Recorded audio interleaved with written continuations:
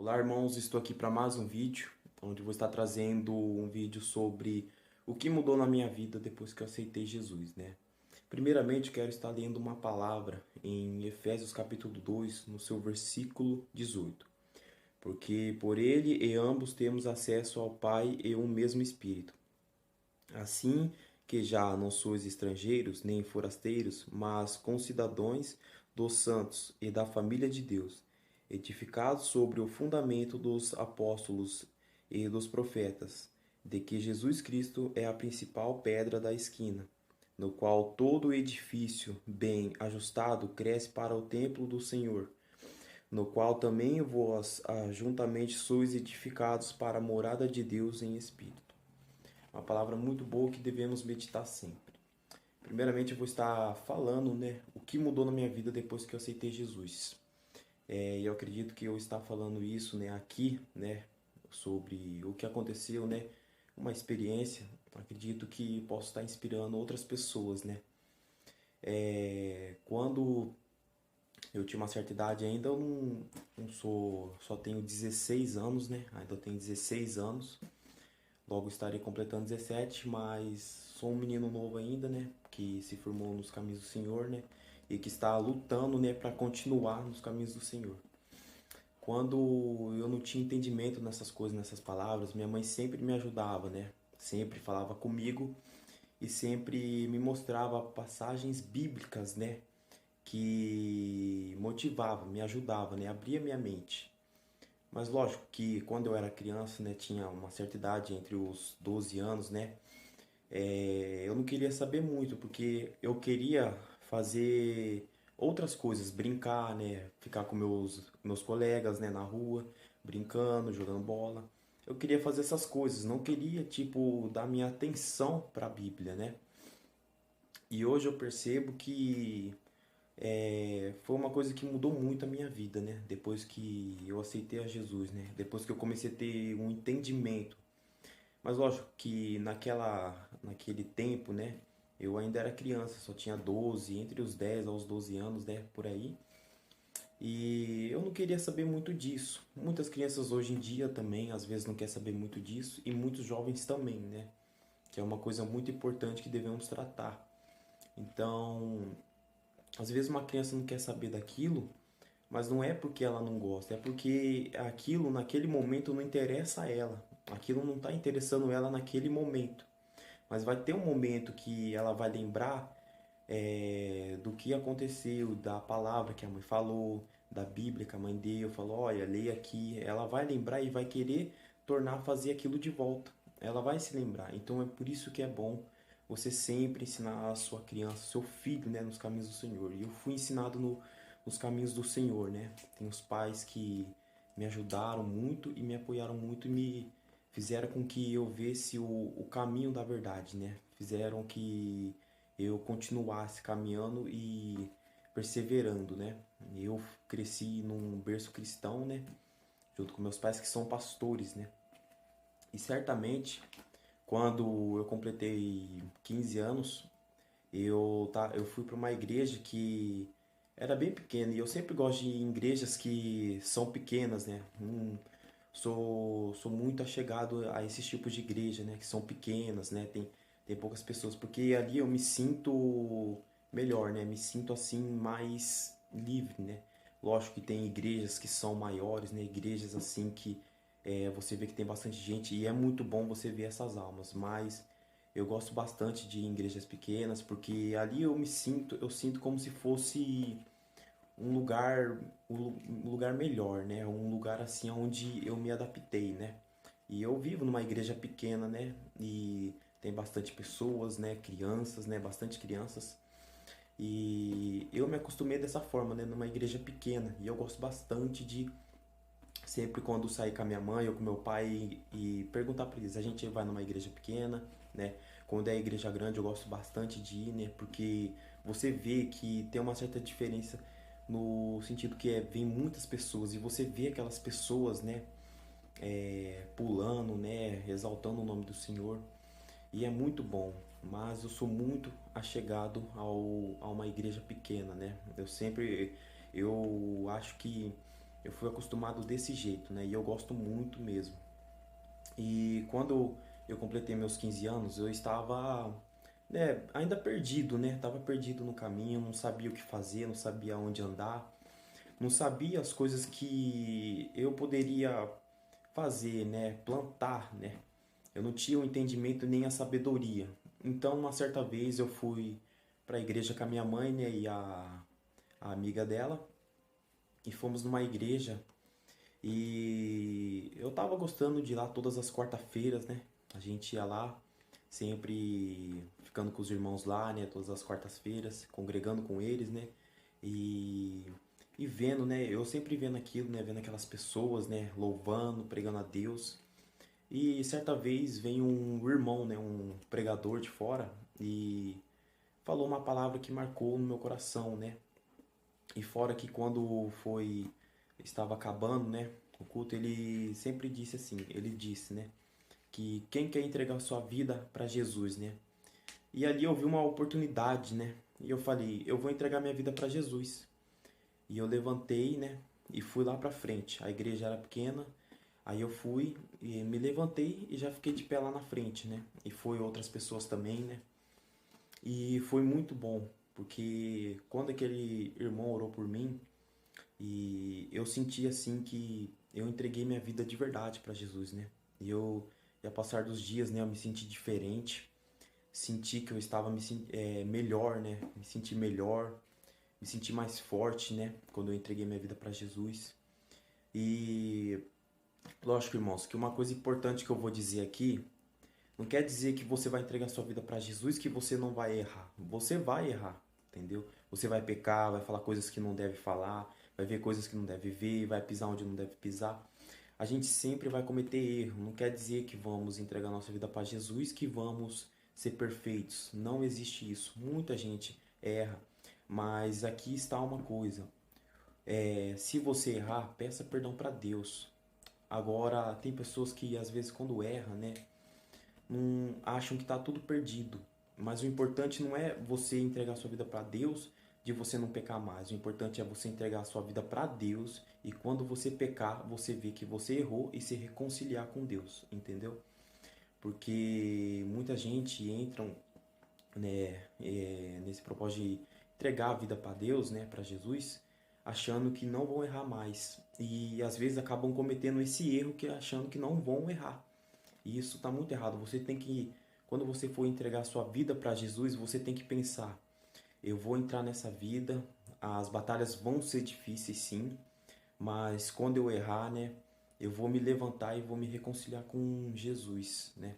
Não devemos entrar nesse pensamento de que nunca vamos errar, porque assim vamos estar lutando com as nossas forças, só com as nossas forças, não com as forças que Deus nos dá. Então só vamos estar dependendo de nós mesmos. Então não devemos falar que vamos entrar porque não queremos pecar mais. Vamos sempre pecar e vamos sempre errar. Mas o importante quando você errar é você se reconciliar com Deus, ver que Ele é o seu único Salvador e se humilhar perante Ele. E quando eu entreguei minha vida para Jesus, eu me senti muito melhor. Senti que eu estava muito forte, né? Senti que as coisas estavam muito boas. Mas tem um porém também. Não tem só essa parte. Tem uma parte também que mostra que são as batalhas. Sempre tem as batalhas. Quando eu estava, né, entreguei minha vida para Jesus, eu senti que as batalhas começou a ficar tipo um pouco difícil, né? Eu senti que ficava um pouco pesado, né? Vinha muitas coisas que acontecia, né? Coisas que me entristeciam, coisas que é, eu sentia um peso no meu coração, né? Eu via que aquilo estava me entristecendo. Mas não é porque Deus me abandonou, é porque Deus estava permitindo para ver se eu iria aguentar mesmo, para ver se o meu coração não ia se corromper. Irmãos, é importante que vocês sempre pensem que quando você está numa batalha, você está lutando, tem uma peleja, alguma coisa que está entristecendo você, está fazendo com que você fique triste, não é porque Deus te abandonou, é porque Ele está testando você, Ele está te provando para ver se você é digno mesmo, para ver se você é fiel a Ele mesmo. Porque, vamos ser sinceros, não ia ter sentido eu entrar no caminho do Senhor e não ter uma prova para eu passar, não ter uma luta para eu lutar, né? não ter uma guerra para eu enfrentar. Não ia ter sentido isso. Então é preciso ter esses tipos de guerra, essas batalhas, essas provas, para que possamos, né, sentir o gosto de estar no caminho do Senhor, sentir o gosto de andar no caminho do Senhor, porque são essas coisas que nos traz experiências. Perceba-se que às vezes você fala assim: "Ah, eu gostaria de entrar nos caminhos do Senhor, mas não gostaria de guerrear". Mas beleza, você vai perguntar para uma pessoa: "Ah, como que foi a sua vida espiritual?" E você não tem o que contar porque você nunca guerreou, você nunca sentiu o gosto de uma batalha. É importante a gente sentir o gosto de uma batalha, né, de uma guerra, para estarmos ajudando outras pessoas, aconselhando. Porque se nós estivermos fazendo isso, outra pessoa, né, vai se levantar e vai falar assim: "Nossa, né, é verdade. Então eu vou me levantar e vou lutar também". Então, as guerras são importantes para termos experiências de vida, né, experiências de batalha e para nos firmarmos mais com o Senhor. Quanto mais apanhamos, quanto mais, né, sentimos a dor, nos machucamos, mais forte ficamos. Mas devemos nos levantar e falar assim: Deus, me ajude nessa guerra. Não há vergonha, né, em você pedir conselho para as pessoas, né, que já passaram por essas batalhas, né, por batalhas às vezes de obra de inveja, né, pessoas, né, às vezes você está viciado em alguma coisa. Não é vergonha, é bom você pedir sempre. E no vídeo passado eu falei que é bom você pedir, né, conselho para uma pessoa que seja um líder, né, seja uma pessoa que tenha um conhecimento na área espiritual, porque não vai adiantar de nada você pedir um conselho para uma pessoa que não tem esse entendimento, não tem um entendimento na área espiritual. Porque o que que acontece? Ele vai te dar um conselho e você não vai conseguir entender o que ele está falando, ou às vezes ele pode falar uma coisa que vai te decepcionar. Então é bom você sempre pedir conselho para uma pessoa que é líder, né? Uma pessoa que tem um certo conhecimento, né? E tenha experiências. E é bom você adquirir experiências. E depois disso, né? Fui guerreando, né? Fui ali orando sempre e senti, né? Que tava tudo difícil, né? Tava difícil, né? Sentia que às vezes sentia um peso, né, na minha vida, um peso assim como se alguém tivesse lançando coisas contra mim, né, como se tivesse um fardo nas minhas costas. Mas não é porque eu estava cometendo coisa errada, era porque eu não estava ainda preparado, não estava vigiando, eu não estava usando a espada certa, a arma certa, né, na guerra. Então, o que que eu comecei a fazer? Eu comecei a perceber que eu tinha que me aprofundar mais com o Senhor. E eu comecei a ler mais a Bíblia, comecei a orar mais, ouvir louvores, né? Comecei a me aproximar mais do Senhor, ver vídeos que me motivavam, né? Pregações, né? E ver vídeos que me ajudavam, né? Bastante.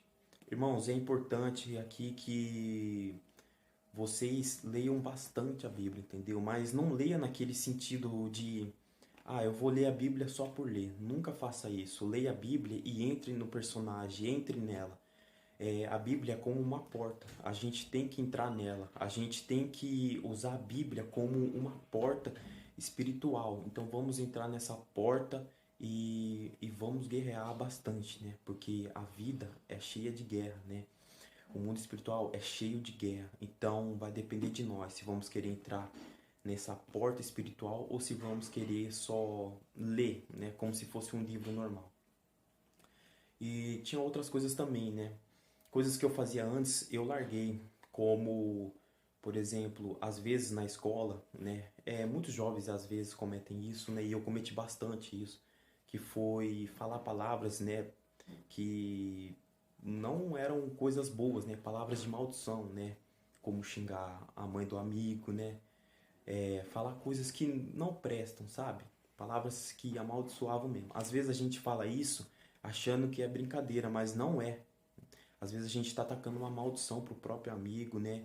Às vezes a gente brinca com um parente, mas às vezes a gente pode estar atacando uma maldição no próprio parente, entendeu? E depois disso eu comecei a perceber que eu não estava mais falando aquilo, né? Essas palavras, né? Essas palavras que faziam com que a minha língua, né, pecasse, né, com que eu pecasse. Eu percebi, né, com que eu não estava falando mais isso, essas palavras ruins, né, essas palavras de maldição. E eu percebi uma coisa muito boa, que estava mudando, as coisas estavam mudando. Irmãos, é necessário que vocês passem por uma provação para que haja mudança em você. Ah, eu quero mudar, mas primeiramente é preciso você lutar para mudar. E disso, né, eu comecei a perceber que. Vou cortar essa cena. Depois disso, eu comecei a perceber que muitas coisas mudaram, né? O que eu falava, eu não falo mais. O que eu fazia, eu não faço mais, entendeu? Às vezes eu ficar. Quem nunca, né? Ficou nervoso com um amigo, né? Ficou com raiva, né? Com que uma coisa que um amigo fez, um colega fez, que te deixou com raiva, com que você quisesse, né? Fazer algo que não iria ser legal, né? Manchar suas mãos, né? Com, às vezes com sangue, né? Quem nunca, né? Pensou em fazer isso, tipo, nossa, como eu queria, né? Mas eu comecei a perceber isso, né? Porque às vezes a gente vem com os pensamentos assim, e sempre, às vezes quando acontece uma situação, sempre vão vir com esses pensamentos. Lógico que eu nunca fui, sempre fui um menino tranquilo, né? Nunca me envolvi em confusão, sempre fui tranquilo. Mas certas coisas mudaram na minha vida, entendeu? E é importante, irmãos, que vocês saibam que quando a sua vida muda, quando você entra no caminho do Senhor, tudo o que você fazia, você vai ter que largar para escolher uma nova vida. Ah, mas eu não quero largar isso. Então, não é você que está sendo forte, né? Seu espírito que está sendo forte. Não é seu espírito que está sendo forte, é a sua carne que está sendo forte. Então, irmãos, vocês precisam ver o que está vencendo. É o lobo bom ou o lobo mau? Quem você está alimentando? Encara isso como se tivesse dois lados, né, na nossa vida. O lobo bom e o lobo mau, né? Um representa o mundo espiritual, né, o Espírito Santo, e outro representa a carne.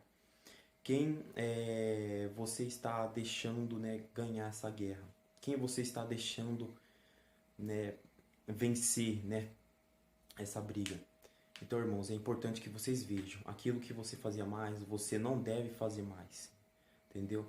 Porque são coisas que era do passado, são coisas que você cometia quando você estava no mundo, mas você veio pro outro caminho, que é um caminho melhor. Então veja o que você quer de verdade.